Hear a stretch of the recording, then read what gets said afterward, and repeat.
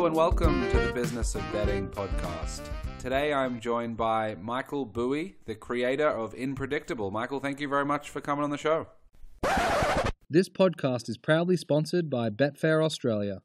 No matter where you are in the world, if you're looking to find your edge in sports betting or racing, you'll need to visit the Betfair Hub. From analysis to betting psychology, it has everything that you need. Simply visit betfair.com.au/hub.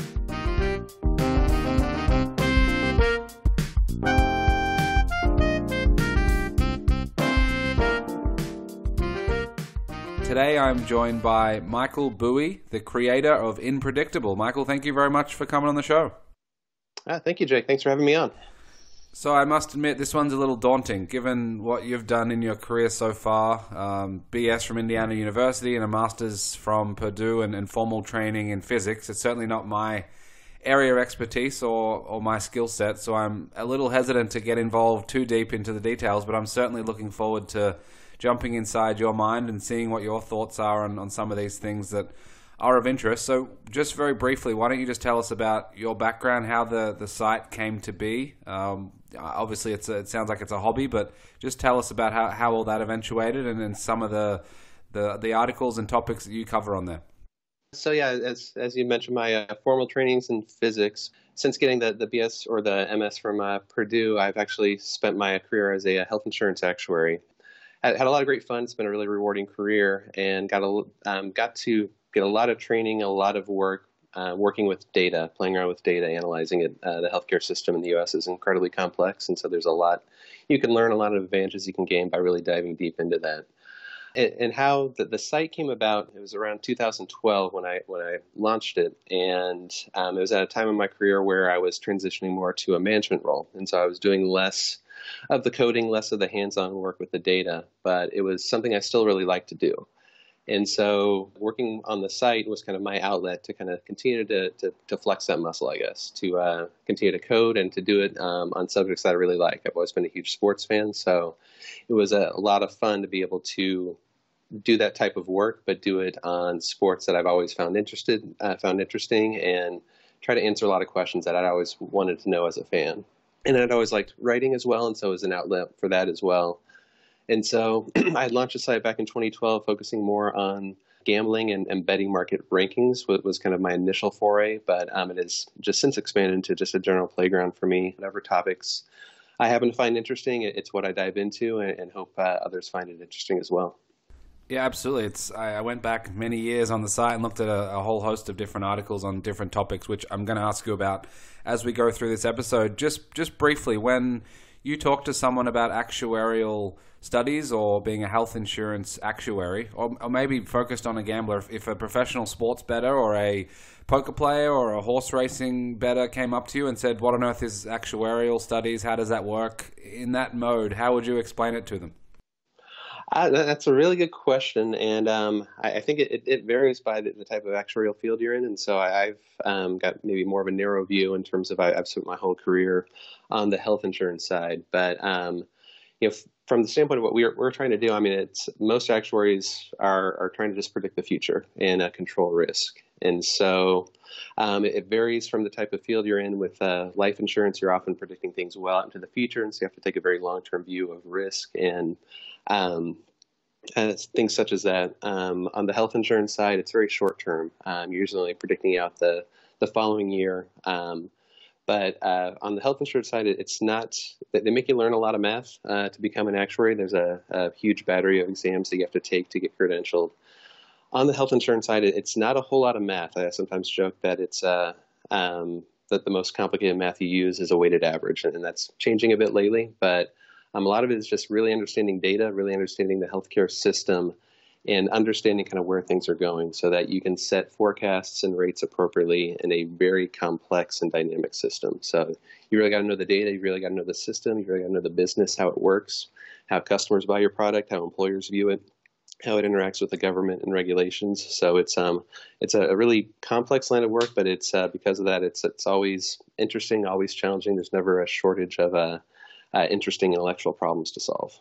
It doesn't sound terribly dissimilar to betting markets, bookmakers, gamblers, and different interactions and interplay that goes on with that system. Do you With respect to the data, is there a lot of objective measures, objective things that you have to analyze, or are there subjective elements that go into it where you can add a little bit of gut feeling or a little bit of domain expertise and knowledge that you've generated over the years that you can input into how you do it? There's definitely room for both on the health insurance side as well as on gambling. And I was thinking about this in advance, and a question that could come up that I think almost verbatim you could hear when somebody's trying to analyze, say, a particular betting angle, or somebody's trying to analyzing something from a perspective of a health insurance actuary is this trend credible?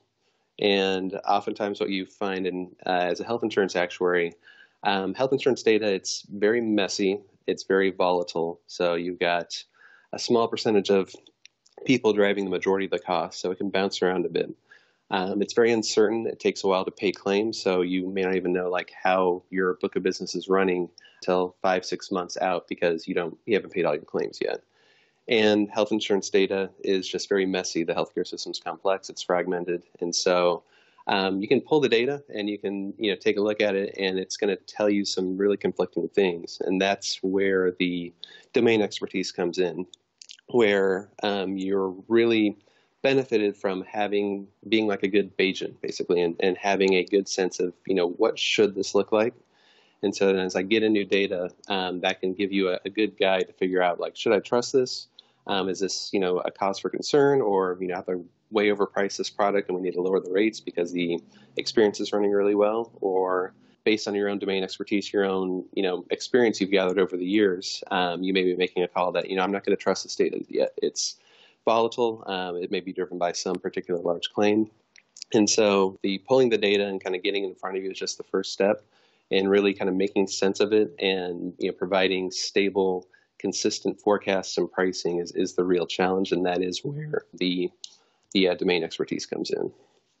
So it strikes me, if I think about the health insurance actuary market for 3 or 4 seconds, that all the firms win, they all make money, it's pretty simple and easy, and it's not that difficult, which is probably definitely not the case. And I think whether it's gambling or if it's bookmaking, there is always a spectrum of good bookmakers and bad bookmakers, which is obviously relative to what we're talking about, and same with gamblers. Is that the case in your industry, in your world? Are there better firms doing things better? And even if you just take from it might be a bad analogy, but recreational gamblers might pick up a trend. The Patriots are 6-0 coming off a loss, therefore, this week they're a good bet because they're coming off a loss, and it's probably going to be 7-0, even though many will dispute whether that's a predictive trend. Is that the same in your world, where there are good and bad or different ends of the scale when it comes to what you're doing? Oh, absolutely. And you may see that less, at a total company view. I think, from a total company perspective, most companies can kind of run their overall shop correctly. But when you're down to a market segment level or a particular product that's out in the market, there is a wide range of experience and success. And the market can get disrupted in lots of ways. One example I'd point to is the rollout of the Affordable Care Act. The big changes came in 2014. And there's a lot of volatility there across the nation. Within California, where I work, a lot of carriers, some made quite a bit of money. A lot of them lost quite a bit of money. And so you saw a lot of disruption and volatility in the market as everybody tried to figure out how this new market was going to work, which had been completely revamped by the Affordable Care Act. So I would say there's a very strong analogy to the bookmakers. It's just given the challenges in trying to predict such a complicated system, there are definitely going to be winners and losers, particularly when you have big overarching changes like the Affordable Care Act. Yeah, that's fascinating. It might be a little off track, but does that mean you can potentially have a startup business that infiltrates the industry and wants to take a big bet or be very risky in how they approach something like the Affordable Care Act, and maybe they can, if it's a gambling analogy, it might be minus 102 lines or something ridiculous like that to try and get very high volume and take a portion of the market. Is there something in your industry like that, or is it pretty steady among the top players? It's a little of both. It's a difficult business for a startup to get into because there's a lot of work that has to be done in contracting with a very complicated system with doctors, hospitals, and so on. But there has been room, with the Affordable Care Act, there were a lot of startups that have kind of come into the market and have gained some market share. I would say the big moves have actually been trading more between the bigger players. So there's been some big winners in the market and big losers, but those are more at the larger player end. But there has been room for some of these smaller firms to kind of edge their way into the market, but not in a huge disruptive way, I would say, at this point, at least based on what I've seen. Okay. So you mentioned there's a lot of data, and I would imagine there's a heck of a lot of data, and it's a very complex system, and things are changing. There might be some volatility depending on new laws passing and regulation and things like that. How do you go about making sure you have clean data, or making sure what you do have is usable when you're talking about putting these models together and trying to predict the future? I mean, that's often the biggest challenge. It's disheartening at times that, how much we have to spend time just cleaning data and making sure it makes sense, making sure it's reconciling to other numbers that it should. So a lot of the work is just checking against your financial data, things like that. And so you kind of it's a skill that you build, and sometimes an underappreciated skill. And it's something I see in sports data as well, where as I've kind of built my models out, I've almost gone astray in pulling in data that I realized in time that it was just completely wrong, or there was a field that I thought was defined consistently over time that switched in a particular year. So some of it's just kind of building good processes and good checks on certain totals, and some of it's just kind of building that kind of intuition to kind of know. If you have good domain knowledge in what you're doing, you can spot a data error a lot better than if it's just numbers on a spreadsheet to you. So I want to jump over to the site now, Inpredictable, and I've read a lot of the different articles and different things that you have on there. Tell me, when you have more free time and you want to put something on there, how do the ideas come about? What is triggered in your mind that sounds like a good idea to be an article? Or a lot of the stuff you put on there is using models and probably back testing things against different data sets. But when you're thinking about what might be useful to put out into the world, what triggers those type of things for you? The nice thing about the site, since I don't rely on it for any income, it's kind of answering my own idle questions about the sport. So as a fan, if there's something that I wonder about, or I've always wanted to look into, that's usually where it starts. It's something that I find interesting. And then in addition, what I try to do is I try not to cover ground that's already been kind of covered. So I may not be answering the most important question when it comes to the NBA or the WNBA or whatever sport I'm looking into. But what I try to find is an area that people haven't really dug into before. That's how I built out the NBA win probability model, which is a pretty key feature of my site. It was something that I saw like nobody had really built yet at the time, and it's like, well, somebody should. It's a important question to ask about the NBA. You can do a lot of cool things with it, and it's something I always liked about having for the NFL. And Brian Burke's site, currently of ESPN, he had a site called Advanced NFL Stats, and really loved diving into all of his win probability graphs for the NFL. I thought it was a really cool way to visualize the flow of a game. And so a lot of it's just, what I would find interesting, what I would like to see as a fan to help me better enjoy, the sports I enjoy following. And in addition, I also try to find new data sources or new ways of looking at existing data. Like one example would be I've done a lot of work on how long NBA games actually take in real time. And the way I was able to do that is I just noticed within the play-by-play description field that there was just within the description, it would say something like LeBron James dunk and then 5:41 p.m. And so I realized, well, that's kind of cool. I've got a timestamp now for every single play in the history of the NBA going back to 96. And so I was able to kind of parse that out and do a lot of research on exactly how long NBA games take and why the last minute of NBA game actually takes 5 minutes on average, just because of all the timeouts and the fouling. So mostly it is like what interests me, and I do try to find things that are interesting to other people too, although I will admit I'm not the best judge of what's going to be popular on my site. So it's largely driven by what interests me. Well, and there's a diverse range of topics as well. One that jumped out to me was betting on horses with certain names. And, intuitively, if your name's Bob or Jack or Sally and there's a horse named that, then certain people might be more inclined to bet on that name. Those are the types of things that are somewhat interesting and may have interesting outcomes that may not be directly attributable to making money in betting markets straight away or anything like that. But I think the overall process of finding these types of things, looking into it and analyzing it, has certain value. Yeah, and that was a really fun project to do.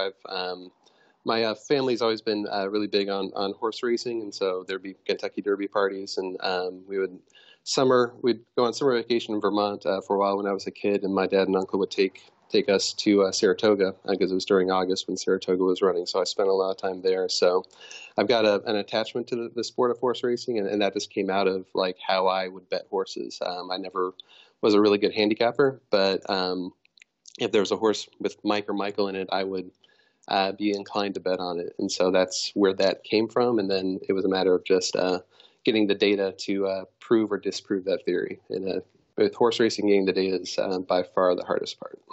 Yeah, I would suggest people go have a read of that one. It's quite a fun read. I want to ask generally about betting markets, and I think one of the things I read on your site was around gamblers are Bayesians and how we react to the results of certain games. There's always a lot of talk, certainly in the mainstream media, about how the spreads are created, whether it's 2 or 3 guys sitting in a room watching games and looking at power rankings and things like that, or if there are other things at play. And depending on where you look, there's a bit of a diverse range of how people think they come about. And obviously with the Bayesian approach, which you would know far more than I would about having certain priors and things like that, just take us through your thoughts with your expertise on how you see betting markets reacting to game results and then around that discussion. Sure. So yeah, that came about. One of the first projects I did that kind of got me kicked off in sports analytics was trying to derive a power ranking, an implied power ranking for teams based on how the point spreads are set. And so I did that originally for the NFL. And as I was building it out, and I'll fully admit I have very little knowledge as to how point spreads are actually set. This is a very outside-in analysis. But as I was building that model out, I kind of realized that I was building it from the point spreads, but there should be informational value in what actually happens. So Patriots are favored by 7, they win by 14. The market should be reacting to that. So if gamblers are good little Bayesians, then they should be inching their estimated strength of the Patriots up a bit. Probably not by the full 14 points, but nudge in that direction. And so I just played around with, what would that nudge be? So if a team beats its point spread by 10 points, how much does the market react? And with the data I had, I was able to kind of do it pretty systematically and figure out like what that percentage was that optimized predicting future point spreads.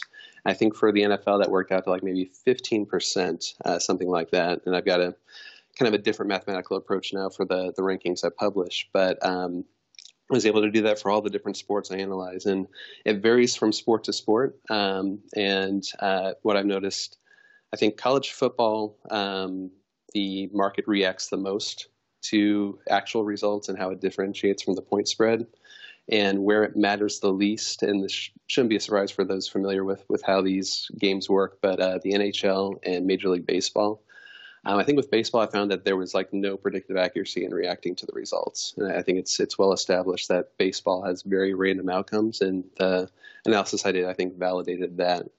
But it was interesting to kind of do that and kind of see how that varies from sport to sport. And I recall, and I was trying to look up from your one of your recent podcasts.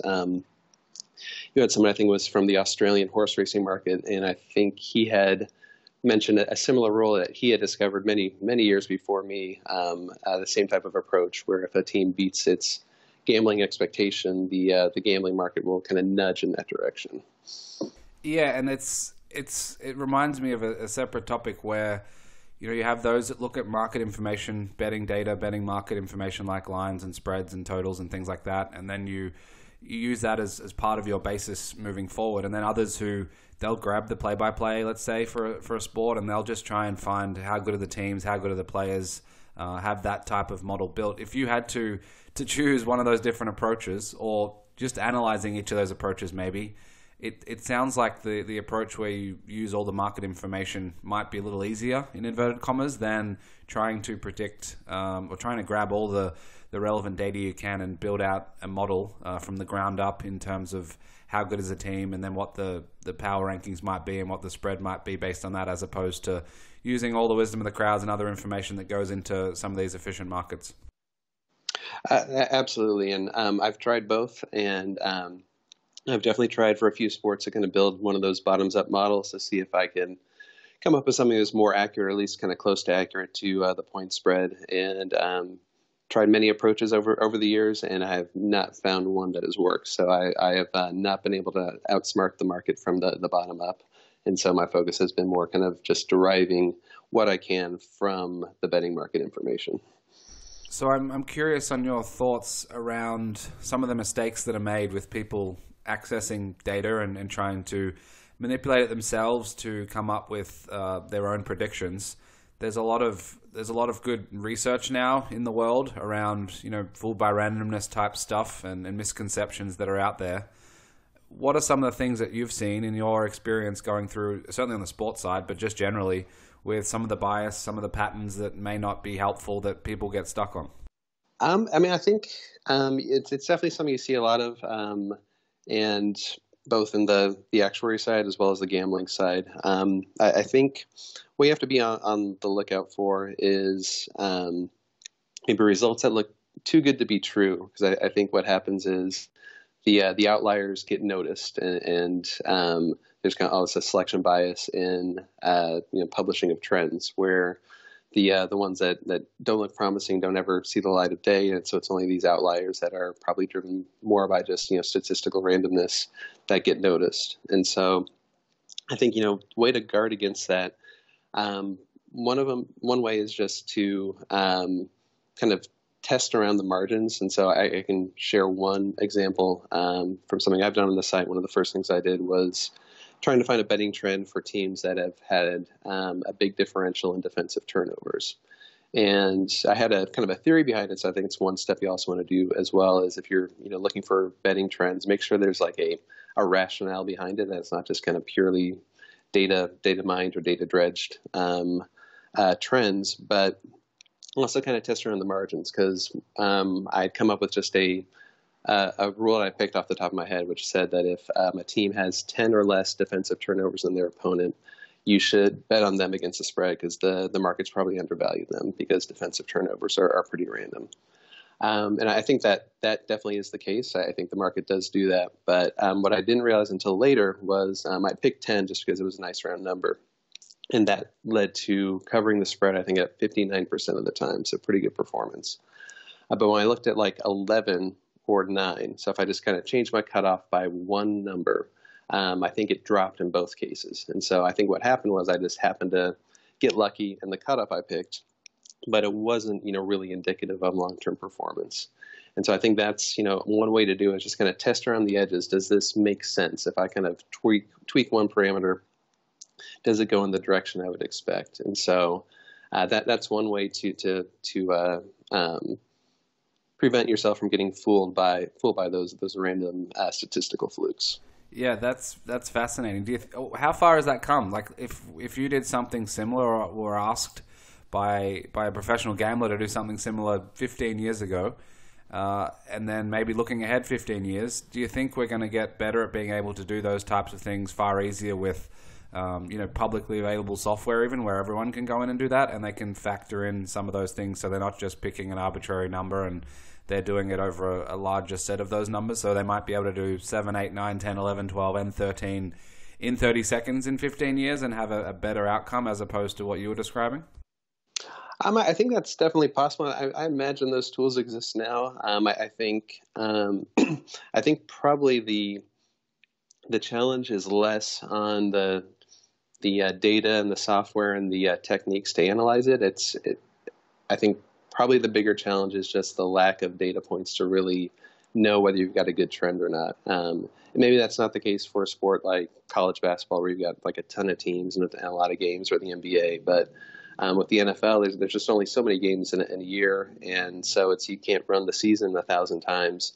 And so there's only, so much, the data only goes so deep, and so there's only so much mining you can do on it. So I imagine there's still an opportunity to make those types of analyses easier. But I think where you'll kind of hit a brick wall is just, the amount of data that you can analyze when it comes to game results for a lot of sports. So betting market rankings, you've dabbled in sports, certainly in horse racing, and you might want to talk a little bit about RoboCap, I think it's called. Tell us from a thought process perspective, when you're looking at creating betting market rankings, because most people who bet will do it in some form or manner, and there might be varying ways to do it. But just from your perspective, what sort of direction did you want to take when attacking the betting market rankings problem? So yeah, it came about when I think I was trying to build just like a normal team ranking, and usually when you're building a ranking, you're trying to train your model on a certain outcome, and so I was training on like the actual, I think, scoring margin. So team A beat team B by 10 points. And I just remember thinking, well, instead of plugging in the actual result, which is pretty noisy, and there's a lot of randomness in all sports. What if I just plugged in the actual point spread as like the thing that I train my model on? And pretty much everything I've built out since then has just been mathematical variations of that.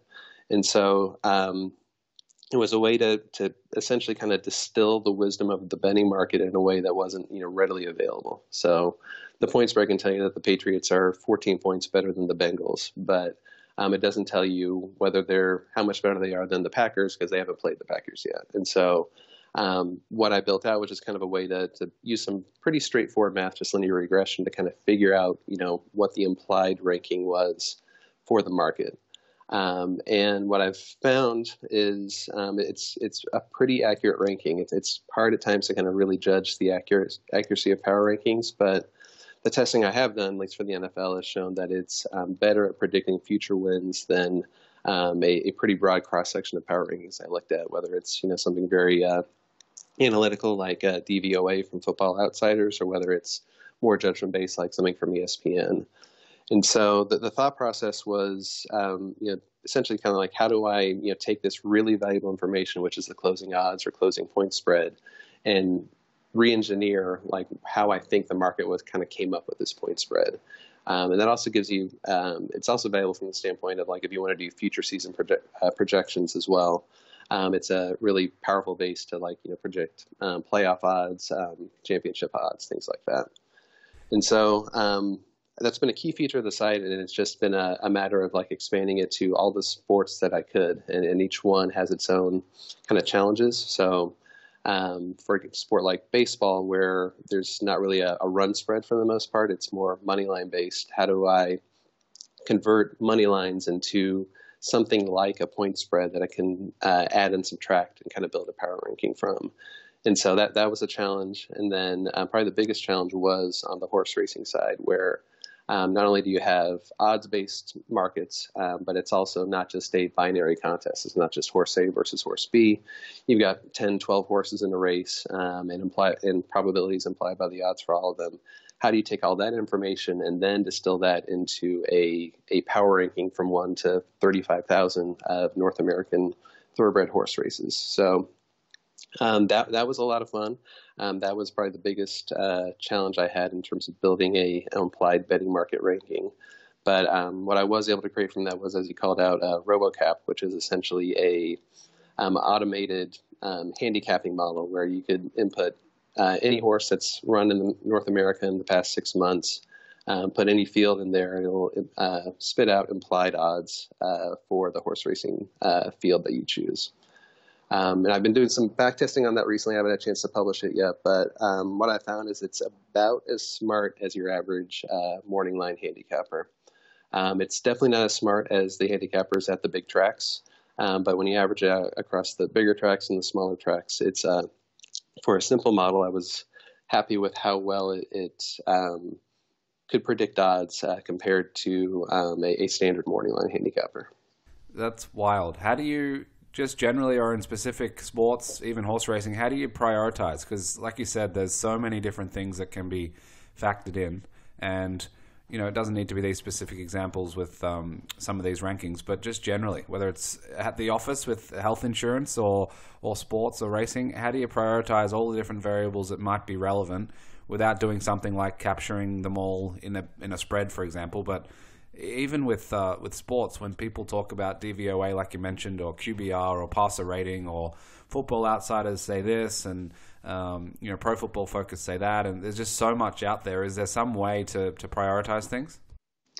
That's a good question. I don't know if I have like a magic bullet for that one, but I would say I definitely have a bias towards simplicity, and really focusing on, what you think the real relevant variables are, and not getting distracted by complexity or black box modeling. And so I've never been a huge fan of like the Football Outsiders model just because of that, because it's very opaque. It's not very clear what they're trying to measure, or how it comes up, and then that's their right, it's their model, and they can be as transparent as they like, and it does get a lot of attention. I think it does have good predictive accuracy, but my bias is definitely for simplicity, and choosing inputs very judiciously, and not bringing in extra factors into your model unless you're really sure it has predictive accuracy. And so, like, one example would be on the horse racing model. I actually tried to dabble in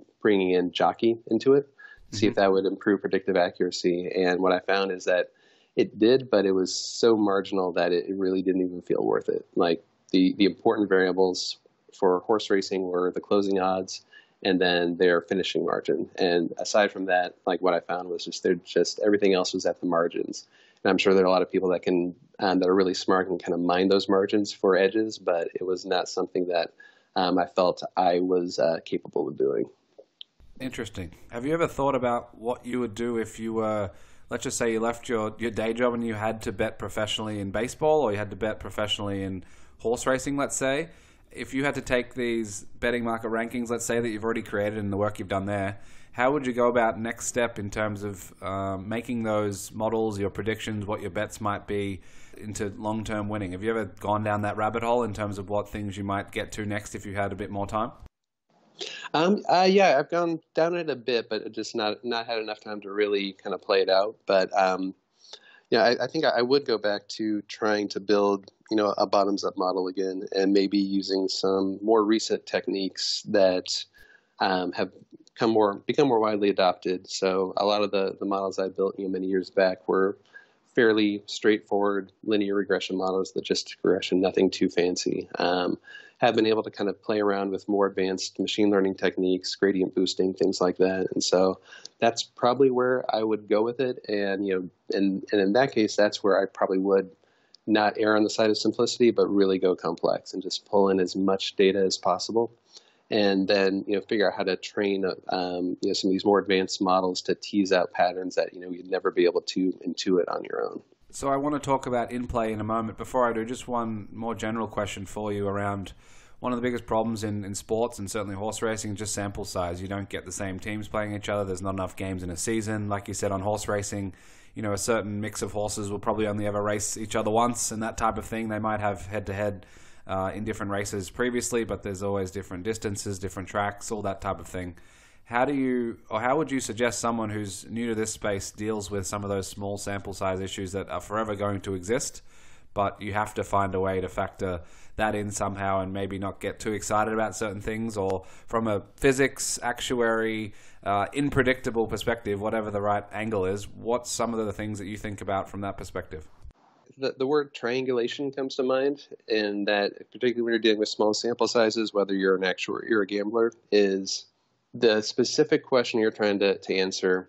Maybe you only have 10, 12 data points to go on, but there are probably a lot of related questions that maybe not be exactly what you're trying to solve for, but is close enough that if you look at it from that perspective, that may give you a hint as to whether you're on the right track or not. And so that's something we try to do on the actuary side as well. As we'll have one analysis saying one thing, and we'll try to approach it from a different angle. Or like maybe we're analyzing this book of business, and it says this is what's happening with inpatient costs. Well, how about we look at another book of business? Are we seeing the same trend, and does that validate what we're seeing here? And so you can definitely do that on the sports analytics side. One example that comes to mind is when you're analyzing a big sports analytics problem is fourth down decision making. And there's only so many times a team goes for it on 4th and 1, and there's some bias there when they go for it.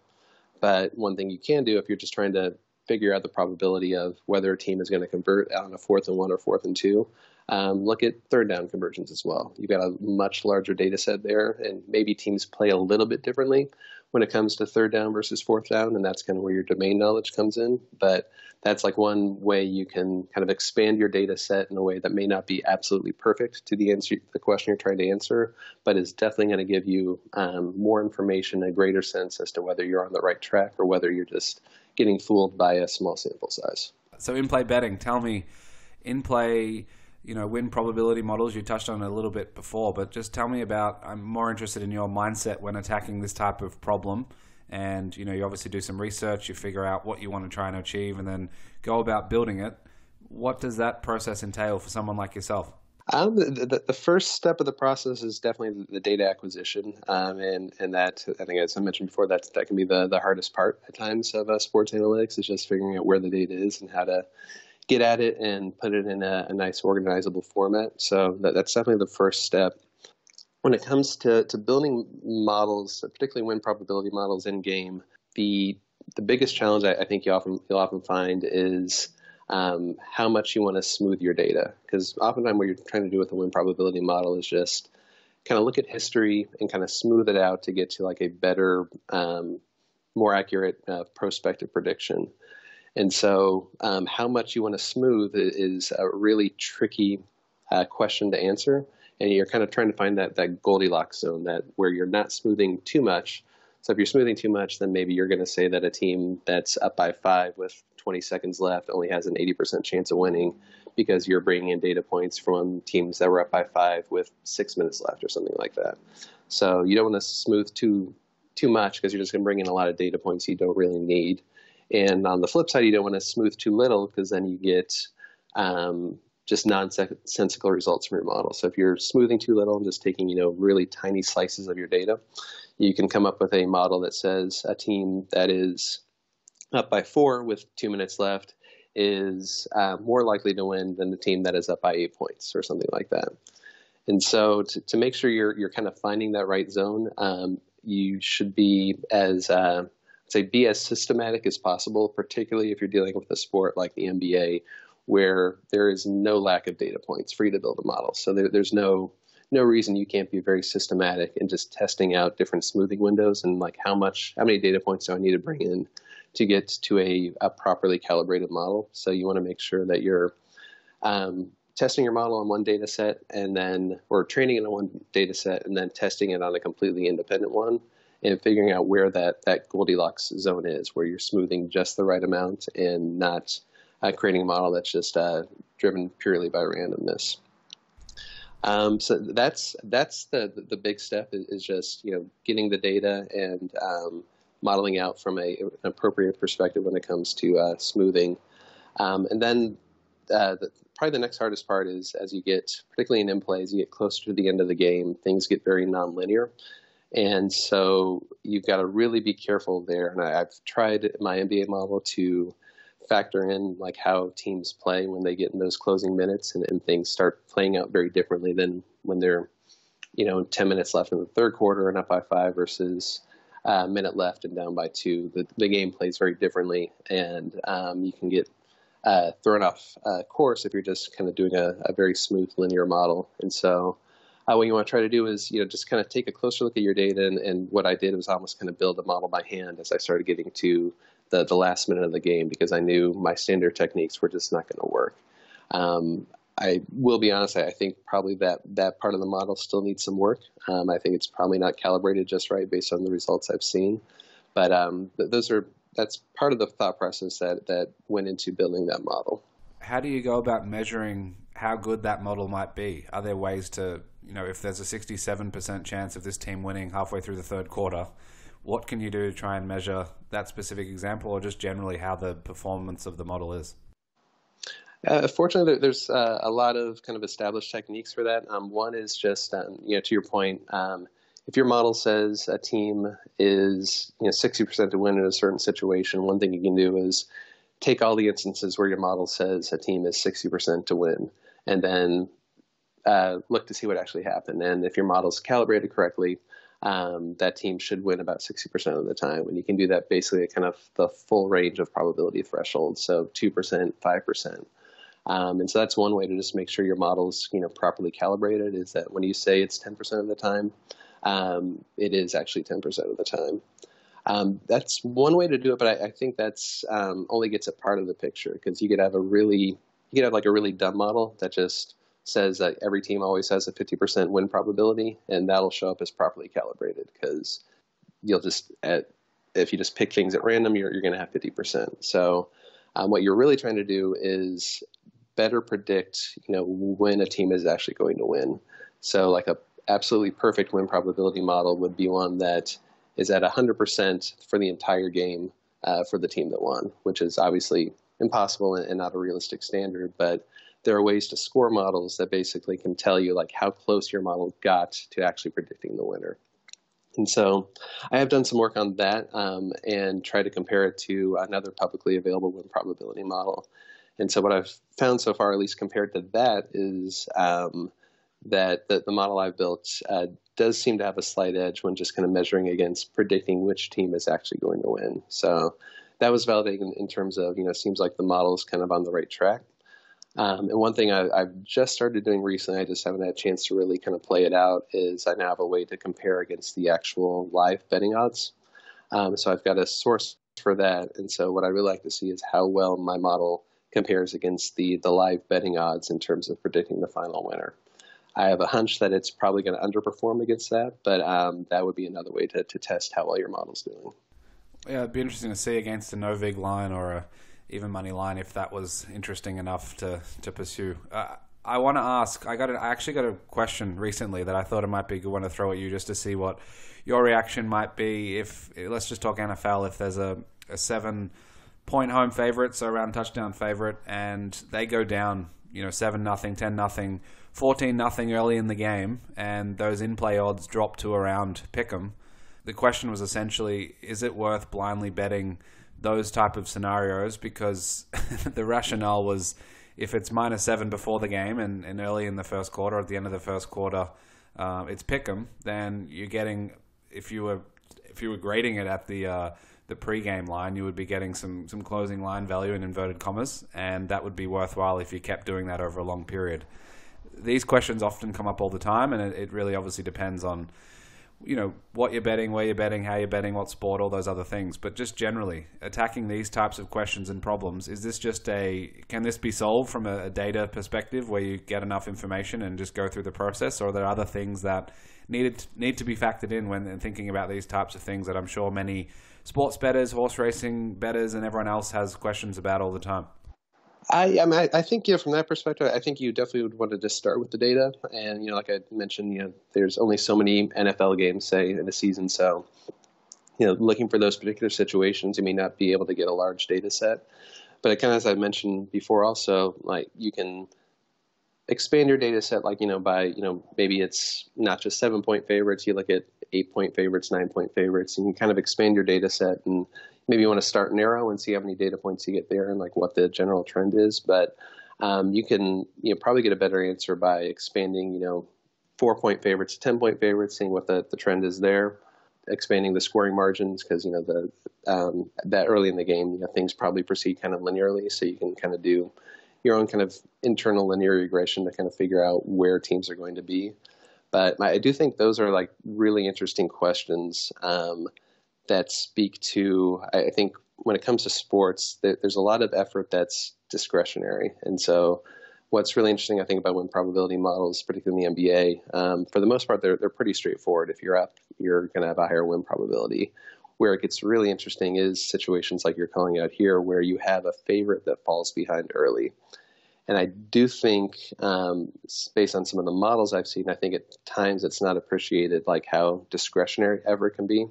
So if you have a team that's just truly better than the other team, they may fall behind early, but they can essentially, kind of, whether it's just through effort or through, not playing their bench as much, kind of regain the ground that they lost early on. And so I think in general, my bias would be to trust the favorite, even if they fall behind early, just because I think there's a lot of discretionary effort that can come into play. And so if this strong team falls behind early, they are more than likely to kind of recover from that early setback. Yeah, and I think that's my intuition as well. And I think there was even a recent example. I think it was the Rockets were playing the Clippers, and the Clippers were shooting very, very well from three, and they were up. And I think the Rockets in play was something like 7, 8, 9-1 at certain points, and they come back and win, given it was early in the game, and some of those regressed, those shooting numbers, for example. And there are, people would say, well, of course, it's the Rockets, the way they play, it's much easier than other teams. Or if it's the NFL, if it's the Ravens this year, you would say, well, of course, they're going to continue to try and score heavily, whereas other teams with certain coaching might just run the ball a lot more and have less chances of scoring when they go up, so the chance of the other team coming back is potentially better, and so on. So the challenge with a lot of these is once you get down that rabbit hole, you can get further and further down, and you don't want to rely on 1 or 2 games or a very small sample, and it takes a bit more of a broad approach to have more comfort in these type of hypotheses. Yeah, absolutely. And I would say, I think there is, maybe not in the NFL, but there's definitely data to support this. I think kind of my model I think for the most part has been pretty good about in those situations where a heavy favorite falls behind. It really takes a pretty large scoring margin for those odds to dip below 50, particularly early in the game. But that's all, the data can tell you that.